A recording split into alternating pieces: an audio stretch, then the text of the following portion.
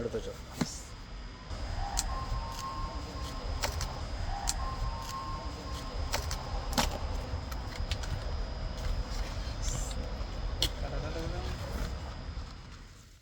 A few moments later. Hi കൂട്ടുകാരെ, പുതിയൊരു വീഡിയോയിലേക്ക് സ്വാഗതം. നമ്മളിന്ന് ട്രെൻഡിങ് ആയിട്ടുള്ള മാക് മിനി M4 ആണ് അൺബോക്സ് ചെയ്യാൻ പോകുന്നത്. അപ്പോൾ ഒരു കാർഡ്ബോർഡ് ബോക്സിലാണ് വരുന്നത്. ഓൾറെഡി ഞാനത് പൊട്ടിച്ചു. അപ്പോൾ അതിന് ശേഷം നമുക്കിതിൻ്റെ ഉള്ളിൽ എന്താണെന്ന് നോക്കാം. ഈ കാർഡ്ബോർഡ് ബോക്സ് തുറന്നാൽ നമുക്ക് മാക് മിനിയുടെ ബോക്സാണ് കിട്ടുന്നത്. അപ്പോൾ മാക് മിനിയുടെ ബോക്സ് കയ്യിലെടുത്തിട്ട് നമുക്ക് കാർഡ്ബോർഡ് ബോക്സ് ഒഴിവാക്കാം. ഈ ബോക്സിൽ മാക് മിനിയുടെ ലോഗോ ഉണ്ട്. ഇപ്പോൾ ബോക്സ് കണ്ടാൽ തന്നെ നിങ്ങൾക്ക് അറിയാം, ഒരു ക്യൂബ് പോലെയാണ്. പഴയ മാക് മിനിക്ക് ഉപയോഗിക്കുന്നവർക്ക് അറിയാൻ പറ്റും.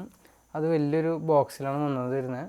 ഇത്രയും ഹൈറ്റ് ഉണ്ടായിരുന്നില്ല, അത് ഇച്ചിരി പരന്നിട്ടായിരുന്നു ബോക്സ്. പക്ഷേ മാക് മിനിക്ക് കുറച്ച് സൈസ് കൂടുതലായിരുന്നു. അപ്പോൾ ഇതാണ് നമുക്കിതിൻ്റെ ബോക്സ്. സൈഡിൽ മാക് മിനി എന്നൊക്കെ എഴുതിയിട്ടുണ്ട്. മുകളിൽ അതിൻ്റെ ലോഗോയും ഫോട്ടോ ഒക്കെ ഉണ്ട്. പിന്നെ നമുക്ക് താഴെ എന്താ ഉള്ളതെന്ന് നോക്കാം. താഴെയാണ് ഇതിൻ്റെ സ്പെക്കൊക്കെ എഴുതിയിട്ടുള്ളത്. അപ്പോൾ 16 GB വേരിയൻ്റാണ് നമ്മളെടുത്തത്. 256 GB ഇൻറ്റേർണൽ ഉണ്ട്. അപ്പോൾ M4 ചിപ്പ് ഉണ്ട്. ഞാനിതിൻ്റെ പ്രോ വേർഷൻ എടുത്തില്ല. പിന്നെ 16 GB റാം അപ്ഗ്രേഡ് ചെയ്തില്ല. ബേസ് മോഡൽ ഇൻറ്റേർണൽ സ്റ്റോറേജാണ് ഓപ്റ്റ് ചെയ്തത്. കാരണം 2-3 വർഷം കഴിഞ്ഞിട്ട് പുതിയ ചിപ്പ് വരുന്ന സമയത്ത് നമ്മളിത് സെയിലിന് ഇട്ടാൽ ആ സമയത്ത് ഇതിൻ്റെ റാം കൂടുതലുണ്ടെന്ന് പറഞ്ഞിട്ടോ ഇൻറ്റേർണൽ കൂടുതലുണ്ടെന്ന് പറഞ്ഞിട്ടോ വിലയൊന്നും കൂടുതൽ കിട്ടാൻ പോണില്ല. സെയിലായി പോകാൻ തന്നെ ബുദ്ധിമുട്ടായിരിക്കും. കാരണം മാക് മിനിയൊക്കെ ഏറ്റവും ബേസ് മോഡലിൽ തന്നെ അത്യാവശ്യം സ്പെക്കിലാണ് കൊടുക്കുന്നത്. മുമ്പൊക്കെ 8 GB ആയിരുന്നു, ഇപ്പോൾ 16 GB വരുന്നുണ്ട്. അപ്പോൾ 16 GB കൊണ്ട് നമുക്ക് അത്യാവശ്യം കാര്യങ്ങളൊക്കെ ചെയ്യാൻ പറ്റും. അപ്പോൾ നമ്മുടെ മെയിൻ ഉദ്ദേശം എന്ന് പറഞ്ഞാൽ വീഡിയോ എഡിറ്റിംഗ് ആണ് ഈ മാക് മിനിയിൽ ചെയ്യാൻ പ്ലാൻ ഇട്ടിരിക്കുന്നത്. അപ്പോൾ നമ്മുടെ യൂട്യൂബ് ചാനലിൽ ഇടാനായിട്ടുള്ള 4K വീഡിയോസ്, ഇത്ര നാൾ നമ്മൾ ഫുൾ HD വീഡിയോസാണ് ഇട്ടുകൊണ്ടിരുന്നത്. അപ്പോൾ ഇനി 4K ചെയ്യാനായിട്ടൊരു പ്ലാൻ ഉണ്ട്. അപ്പോൾ അതിന് വേണ്ടിയിട്ടാണ് മെയിനായിട്ട് ഇത് വാങ്ങിയത്. അപ്പോൾ നമുക്കിതൊന്ന് അൺബോക്സ് ചെയ്ത് നോക്കാം. ടാഗ് ഇങ്ങനെ വലിച്ച് കീറിയെടുക്കണം. 2 ടാഗ് ഉണ്ട്. എന്നിട്ട് നമുക്കിതൊന്ന് കമത്തി വയ്ക്കാം. കമത്തി വെച്ചിട്ട് പതുക്കെ ഇങ്ങനെ തുറക്കാം. മാക്കിൻ്റെ പ്രൊഡക്റ്റിൻ്റെ ബോക്സൊക്കെ തുറക്കുന്ന ഒരു ഫീൽ തന്നെ. വാ, അടിപൊളി. അപ്പോൾ മാക് മിനി ഒരു കുഞ്ഞൻ മാക് മിനി ഉണ്ടോ. ഇത്രയും ചെറിയൊരു മാക് മിനി സത്യം പറഞ്ഞാൽ ഞാൻ കണ്ടിട്ടില്ല. അപ്പോൾ നിങ്ങൾക്ക് കാണാം. ഞാനിത് നേരിട്ട് കാണാതെയാണ് ഈ പ്രൊഡക്റ്റ് ഓർഡർ ചെയ്തത്. അപ്പോൾ എനിക്കറിയില്ലായിരുന്നു ഇത് ഇത്രയും ചെറുതാണെന്ന്. ഇത് വളരെ പോർട്ടബിളാണ്. നമുക്ക് എവിടെയെങ്കിലൊക്കെ പോവുകയാണെങ്കിൽ കൊണ്ടുപോകാം. ഒരു മോണിറ്റർ അല്ലെങ്കിൽ ഒരു TV ഉണ്ടെങ്കിൽ നമുക്കിത് ഉപയോഗിക്കാം. അപ്പോൾ ഇത് ഇവിടെ ഇരിക്കട്ടെ. നമുക്കിതിൻ്റെ ബോക്സിൽ എന്തൊക്കെയുണ്ടെന്ന് നോക്കാം. ഇതിൻ്റെ ബോക്സിൽ കാര്യമായിട്ടൊന്നും ഉണ്ടാവാറില്ല. ഒരു പവർ കേബിൾ മാത്രമേ ഉണ്ടാവുള്ളൂ. അതെ, ഇപ്പോൾ ഒരു പവർ കേബിൾ കിട്ടി. പിന്നെ ബുക്ക്ലെറ്റ് ആയിരിക്കും. പിന്നെ ആപ്പിളിൻ്റെ സ്റ്റിക്കറൊക്കെ ഉണ്ടാവും. ബുക്ക്ലെറ്റൊക്കെ ഇവിടെ ഇരിക്കട്ടെ. നമുക്ക് പ്രധാനപ്പെട്ട 2 ഐറ്റംസ് നോക്കാം. പവർ കേബിൾ എന്തായാലും അഴിച്ച് പുറത്തേക്ക് എടുക്കണം. ഇത് മാക് മിനി വാങ്ങാനുള്ളൊരു കാരണം എന്ന് വെച്ചാൽ നമ്മളിതിന് മുമ്പ് ഉപയോഗിച്ചിരുന്ന മാക്ബുക്ക് പ്രോയുടെ ബാറ്ററി ഏകദേശം പരിപ്പായി. അങ്ങനെ അത് ഓണാവാതായി. പിന്നെ സർവീസിന് വിടണമെങ്കിൽ ബാറ്ററിക്ക് തന്നെ ഒരു 16,000 മുതൽ 22,000 രൂപ വരും. പിന്നെ അതിന് മാർക്കറ്റ് റേറ്റ് ഇപ്പോൾ കുറവാണ്. ഇപ്പോൾ നമ്മളത് സെയിൽ ചെയ്യാനൊക്കെ നോക്കിക്കഴിഞ്ഞാൽ ഈ ബാറ്ററിയുടെ വില പോലും കിട്ടില്ല. ഇത് കൊള്ളാം. ഈ പഴയ മാക് മിനിയുടെ കേബിൾ വെച്ച് നോക്കുമ്പോൾ ഇത് ഭയങ്കര ഇമ്പ്രൂവ് ആയിട്ട് തോന്നുന്നുണ്ട്. ഞാനൊരു M2 Pro മാക് മിനി ഓഫീസിൽ ഉപയോഗിക്കുന്നുണ്ട്. അപ്പോൾ അത് ഞാൻ ഡെയിലി ഉപയോഗിക്കുന്നതാണ്. അതിൻ്റെ സൈസൊക്കെ വെച്ച് നോക്കുമ്പോൾ ഇത് വളരെ സ്മോളാണ്, ഭയങ്കര ചെറുതാണ്. എൻ്റെ കയ്യിൽ ഇത് ഇങ്ങനെ വയ്ക്കാനുള്ളതേ ഉള്ളൂ. കണ്ടല്ലോ, സൂപ്പറാണ്. ഇത് കൊള്ളാം. അപ്പോൾ നമുക്കിതിൻ്റെ സ്റ്റിക്കറൊക്കെ ഒന്ന് പൊളിക്കാം. വാ, ഒരു പ്രത്യേക ഫീലാണ് പുതിയ പ്രൊഡക്റ്റൊക്കെ ഇങ്ങനെ വാങ്ങി സ്റ്റിക്കറൊക്കെ ഇങ്ങനെ തുറക്കണത്. പ്രത്യേകിച്ച് ആപ്പിളിൻ്റെ, കാരണം ആപ്പിളിൻ്റെ പാക്കേജിങ് ഒരു രക്ഷയില്ല, കിടിലൻ പാക്കേജിങ്. അപ്പോൾ നമ്മൾ ഇതൊന്നും കളയണില്ല. കാരണം ഇതിൻ്റെ ബോക്സ് കാര്യങ്ങളൊക്കെ സൂക്ഷിച്ച് വയ്ക്കുകയാണെങ്കിൽ ഏതെങ്കിലും കാലത്ത് നമ്മളിത് സെയിൽ ചെയ്യുകയാണെങ്കിൽ നമുക്ക് നല്ലൊരു റേറ്റ് കിട്ടും. അപ്പോൾ കണ്ടോ, ആപ്പിളിൻ്റെ ലോഗോ, ഇത് ബാക്ക് സൈഡ്, ഇത് ഫ്രണ്ട് സൈഡ്. ഇതാണ് അടിവശം. അടിവശത്താണ് ഇതിൻ്റെ പവർ ബട്ടൺ. നിങ്ങൾക്ക് കാണാൻ പറ്റുമോ? ഇത് ഒരു ഡിസൈൻ മികവായിട്ട് എനിക്ക് തോന്നുന്നില്ല. കാരണം ഇതിപ്പോൾ താഴെ വെച്ചിട്ട് പവർ ഓൺ ആക്കണമെങ്കിൽ ഇതിങ്ങനെ പൊക്കിയിട്ട് വേണം ഇങ്ങനെ പവർ പ്രസ് ചെയ്യാനായിട്ട്. അതൊരു ബുദ്ധിമുട്ടാണ്. പക്ഷേ മിക്കവാറും ആപ്പിൾ ഉപയോഗിക്കുന്നവർ, മാക് മിനി ഉപയോഗിക്കുന്നവർ ഇത് ഷട്ട് ഡൗൺ ചെയ്യാറില്ല. ജസ്റ്റ് സ്ലീപ്പിലിട്ടിട്ടാണ് പോവുക. അപ്പോൾ ആവശ്യം വരുമ്പോൾ കീബോർഡോ മൗസോ ഒന്ന് പ്രസ് ചെയ്താൽ ഇത് സ്ലീപ്പിൽ നിന്ന് ഉണർന്ന് കിട്ടും. പക്ഷെ ഞാൻ പൊതുവെ എല്ലാ ഇലക്ട്രോണിക് ഉപകരണങ്ങളും 1 മണിക്കൂർ കൂടുതൽ ഉപയോഗിക്കാതൊക്കെ ഇരിക്കുകയാണെങ്കിൽ അപ്പോൾ തന്നെ ഷട്ട് ഡൗൺ ചെയ്യാറുണ്ട്. ടി വി ആണെങ്കിലും കമ്പ്യൂട്ടർ, ലാപ്ടോപ്പ് എന്തായാലും ഞാൻ ഷട്ട് ഡൗൺ ചെയ്യും. ഞാൻ അങ്ങനെ സ്ലീപ്പിൽ അധികം ഉപയോഗിക്കാറില്ല. പിന്നെ നമുക്ക് ഇതിൻ്റെ പോർട്ടുകളൊക്കെ ഒന്ന് പരിചയപ്പെടാം.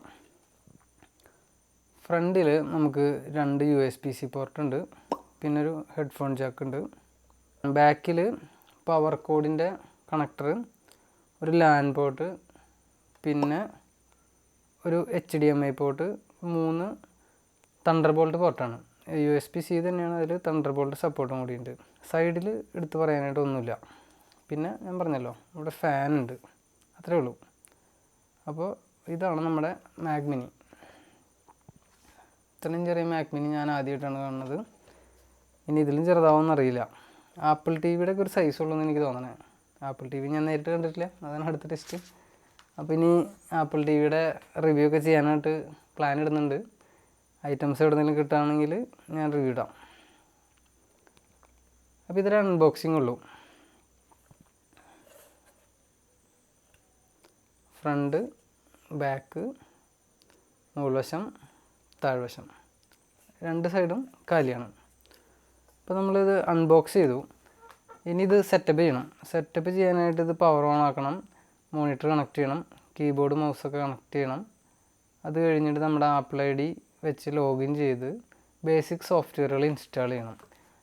മാക് OSൽ അത്യാവശ്യം കുറച്ച് സോഫ്റ്റ്വെയറുകൾ ഉണ്ടാവും. പിന്നെ നമ്മളിതിൽ പ്ലാൻ ചെയ്യുന്ന സോഫ്റ്റ്വെയറുകൾ ഒന്ന് ഡാവിഞ്ചി റിസോൾവ്. അപ്പോൾ വീഡിയോ എഡിറ്റിങ്ങിന് ഞാൻ കൂടുതലും ഡാവിഞ്ചി റിസോൾവ് ഉപയോഗിക്കാനാണ് പ്ലാൻ ഇട്ടിരിക്കുന്നത്. മുൻപ് ഞാൻ ഉപയോഗിച്ചിട്ടുണ്ടിരുന്നത് പ്രീമിയർ പ്രോയാണ്. അപ്പോൾ ഞാനിപ്പോൾ ഡാവിഞ്ചി കുറച്ച് ദിവസമായിട്ട് ഉപയോഗിച്ച് നോക്കിയപ്പോൾ എനിക്ക് വളരെ ഈസി ആയിട്ട് തോന്നി. അപ്പോൾ അതൊന്ന് പഠിക്കാനും പ്ലാൻ ഇട്ടിട്ടുണ്ട്. അപ്പോൾ അതിൻ്റെ കുറച്ച് കാര്യങ്ങൾ നോക്കാനായിട്ട് ഡാവിഞ്ചി ഞാൻ ഇൻസ്റ്റാൾ ചെയ്യുന്നുണ്ട്. പിന്നെ വേറൊരു വീഡിയോ എഡിറ്റിംഗ് സോഫ്റ്റ്വെയറാണ്, നിങ്ങൾക്ക് എല്ലാവർക്കും അറിയാം, VN മൊബൈലൊക്കെ നമ്മൾ കൂടുതൽ ഉപയോഗിക്കുന്നതാണ്. വ്ലോഗ് നൗ എന്ന് പറയുന്ന VN. അത് മാക് OSൽ അവൈലബിൾ ആണ്. അപ്പോൾ അതൊന്ന് ഇൻസ്റ്റാൾ ചെയ്യാൻ പ്ലാൻ ഇട്ടിട്ടുണ്ട്. പിന്നെ ഫോട്ടോഷോപ്പ്, ലൈറ്റ് റൂം. അപ്പോൾ ഈ 4 സോഫ്റ്റ്വെയറാണ് മെയിനായിട്ട് ഇതിൽ ഉപയോഗിക്കാൻ പോകുന്നത്. പിന്നെ നമ്മൾ ക്രോം ബ്രൗസറാണ് കൂടുതൽ ഉപയോഗിക്കുന്നത്. സഫാരി ഉണ്ടെങ്കിൽ കൂടി ക്രോം ബ്രൗസറാണ് ഞാൻ കൂടുതൽ ഉപയോഗിക്കുന്നത്. ഇതിൽ സോണിയുടെ ക്യാമറയിൽ എടുക്കുന്ന ഫുട്ടേജുകളാണ് കൂടുതൽ എഡിറ്റ് ചെയ്യുന്നത്. അപ്പോൾ ചില സമയത്ത് നമുക്കത് സ്റ്റെബിലൈസ് ചെയ്യേണ്ടി വരും. അപ്പോൾ സ്റ്റെബിലൈസ് ചെയ്യാനായിട്ട് ഗൈറോഫ്ലോ എന്നൊരു സോഫ്റ്റ്വെയർ ഉണ്ട്. പിന്നെ കാറ്റലിസ്റ്റ് ബ്രൗസ്, സോണിയുടെ കാറ്റലിസ്റ്റ് ബ്രൗസ് ഉണ്ട്, അത് ഇൻസ്റ്റാൾ ചെയ്യുന്നുണ്ട്. അപ്പോൾ കാറ്റലിസ്റ്റ് ബ്രൗസ് ചെയ്യുന്നത്, സ്റ്റെബിലൈസേഷൻ ചെയ്യുന്നത് ഗൈറോ ഡാറ്റ ഉപയോഗിച്ചിട്ടാണ്. ഗൈറോസ്കോപ്പിക് ഡാറ്റ ക്യാമറയിൽ നിന്ന് എടുത്തിട്ടാണ് സ്റ്റെബിലൈസ് ചെയ്യുന്നത്. അപ്പോൾ അത് കുറച്ച് പെർഫോമൻസ് ഉള്ള ഒരു കമ്പ്യൂട്ടറിൽ അത് നന്നായിട്ട് ചെയ്യാൻ പറ്റുള്ളൂ. ഫോർ എക്സാമ്പിൾ പറയുകയാണെങ്കിൽ നമുക്കൊരു 4090 ഗ്രാഫിക്സ് കാർഡ് ഉള്ളൊരു പി സിയിലൊക്കെ ചെയ്യാനായിട്ട് ഒരു ആവറേജ് 5 മിനിറ്റ്. പിന്നെ അതുപോലെ മാക് ബുക്കിൻ്റെ M1 Max ഒക്കെ ആണെങ്കിൽ ഒരു 5 മിനിറ്റ് ആവറേജ്. പിന്നെ M2 Pro മാക് മിനിയിലും 5 മിനിറ്റാണ് വരുന്നത്. പക്ഷേ ഈ പ്രോസസ്സ് ഞാൻ മുമ്പ് ഉപയോഗിച്ചുകൊണ്ടിരുന്ന i7 മാക് ബുക്കിൽ ചെയ്യാനായിട്ട്, അത് മാക് ബുക്ക് 2015 മോഡൽ എന്നാണ് പറയുന്നത്. 2015 റെറ്റിന മോഡൽ മാക് ബുക്കിൽ ചെയ്യാനായിട്ട് ഏകദേശം ഒരു 45 മിനിറ്റ് വരും ഈ പ്രോസസ്സ്. 5 മിനിറ്റിൻ്റെ പ്രോസസ്സ് അതിൽ ചെയ്യാനായിട്ട് 45 മിനിറ്റ്.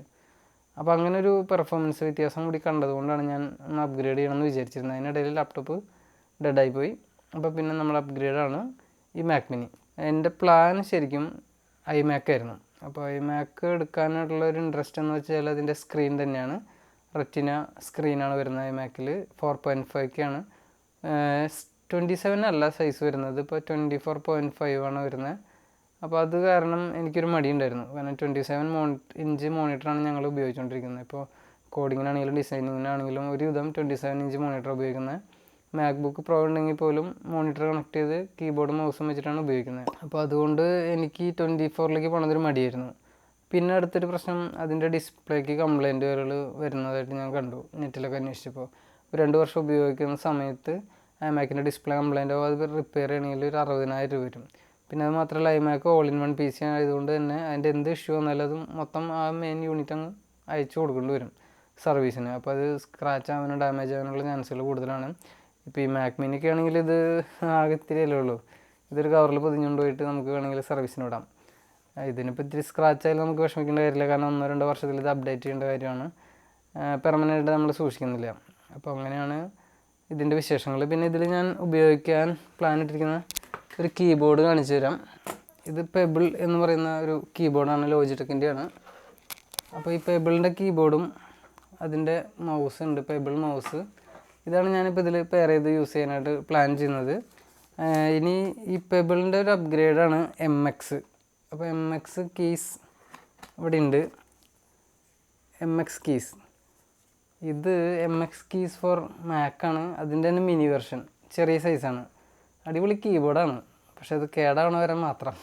കേടായി കഴിഞ്ഞാൽ ഇതിങ്ങനെ ഷോക്ക് വയ്ക്കാമെന്ന് മാത്രമേ ഉള്ളൂ. അപ്പോൾ നിലവിൽ ഇത് കംപ്ലൈൻ്റ് ആണ്. സത്യം പറഞ്ഞാൽ ഞാനൊരു പ്രൊഡക്റ്റ് മേടിച്ച് കഴിഞ്ഞാൽ അത് പൊടി പോലെ ആവാത്ത രീതിയിലാണ് ഞാനത് സൂക്ഷിക്കാറ്. എന്നിട്ട് പോലും ഇത് കംപ്ലൈൻ്റ് ആയിപ്പോയി. ഇതിന് വാറണ്ടിയോ സർവീസോ കാര്യങ്ങളൊന്നും ഇല്ല. അപ്പോൾ ഇതിൻ്റെ വിശേഷങ്ങൾ നമുക്ക് വേറൊരു വീഡിയോയിൽ ചെയ്യാം. പിന്നെ ഇതിന് മൗസ് ഉണ്ട് കേട്ടോ, MX 3S മൗസ് ഉണ്ട്. അത് കുറച്ച് പാറ്റയൊക്കെ അടിച്ചു പോയി, എങ്കിലും നല്ല അടിപൊളി മൗസാണ്. അപ്പോൾ ഈ മൗസ് കീബോർഡ് കോമ്പിനേഷൻ്റെ ഒക്കെ ഒരു റിവ്യൂ നമ്മൾ പ്ലാൻ ഇടുന്നുണ്ട്. അപ്പോൾ വരും അപ്ഡേറ്റ്സിന് വേണ്ടി നിങ്ങൾ വെയിറ്റ് ചെയ്യൂ. അപ്പോൾ അടുത്ത വീഡിയോയിൽ കാണുന്നവരെ ബൈ.